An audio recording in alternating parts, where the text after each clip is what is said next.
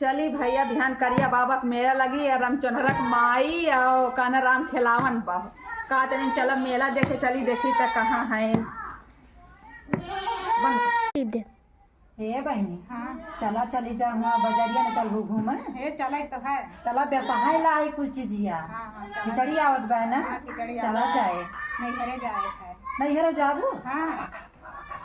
का बहनी नहीं हरे जाबू तुम हे बहिनी चलबू ना मेलावा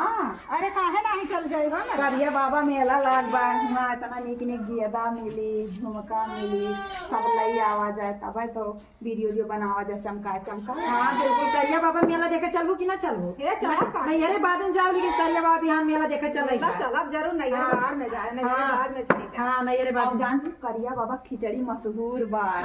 हे हुआ सुनी था जगह खिचड़ी बना था जगह खिचड़ी इतना खिचड़ी खा एकदम माँ तो दिला खुश हो गए बुरा। अब हम कहियो ना गए हे बचवा हम तो कहियो ना गए लेकिन चला तो जरा गदगद हो जाए हमारो।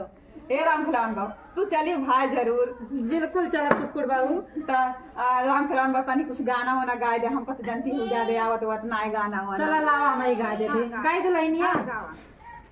गठारी लैला बालमा मेला चली गठारी लैला बालमा मेला चली वही रे मेलवा में गाँव मिली है वही रे मेलवा में गाँव मिली है गेदावा लैला बालमा खेलत चली गेदावा लैला बालमा खेलत चली गठारी लैला बालमा मेला चली गठारी लैला बालमा मेला चली। जय श्री राम दोस्तों आप लोग करिया बाबा मेला देखने आइएगा तो मिलिएगा वीडियो बनाएंगे। राम राम राम भैया।